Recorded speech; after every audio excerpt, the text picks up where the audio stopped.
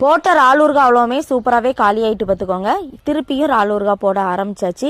எப்போவுமே அந்த ஊறுகாய் வந்து காலியாகி வரும்போது திருப்பி அடுத்தால ஃப்ரெஷ்ஷாக புது பேட்ஜ் போட ஆரம்பிச்சிருது. அந்த மாதிரி தான் இன்றைக்குமே பண்ணிகிட்டு இருந்தோம். எப்போவுமே ஒரு 10 கிலோ 5 கிலோ இந்த மாதிரி தான் பார்த்துக்கோங்க. ஏன்னா நிறைய போட்டு வச்சு ஸ்டாக் வைக்கிறதே கிடையாது. அப்படியும் முடிய திருப்பி போட்டுக்கிட்டே இருக்க வேண்டியதான்.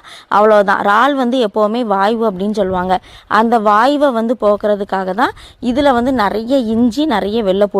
ஆனால் அந்த இறால் ஊறுகாய்க்கு அவ்வளோ ஒரு டேஸ்ட்டை கொடுக்கும். இந்த இஞ்சியும் வெள்ளைப்பூடும் அவ்வளோ ஒரு சூப்பராக இருக்கும் பார்த்துக்கோங்க.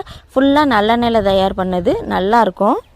ஒரு நாள் கட்டாயம் அந்த இறால் ஊறுகாய்க்கு அந்த வேலை செய்கிறதுக்கு டைம் பிடிச்சிரும் பார்த்துக்கோங்க. சரி, இன்றைக்கி வந்து எல்லாமே கரெக்டாக அந்த நம்ம மெஷர்மெண்ட் வச்சு அளந்து போட்டால் தான் அந்த இறால் ஊறுகாய் பக்காவாக ரெடி ஆகும்.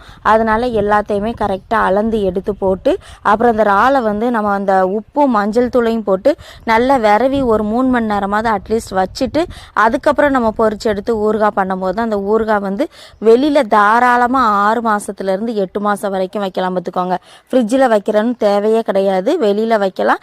எந்த ஒரு ப்ரிசர்வேட்டிவும் சேர்க்கலை. அதுதான் மெயினாக முக்கியம். ஏன்னா இது வந்து வீட்டுக்கு எப்படி பண்ணுவோமோ அதே மெத்தடில் தான் பண்ணியிருக்கு. போட்ட உடனே பக்கத்துலேயே கொஞ்சம் விற்றுட்டு பார்த்துக்கோங்க. யாருக்காவது தேவைப்பட்டால் அந்த வாட்ஸ்அப்பில் கான்டாக்ட் பண்ணுங்கள்.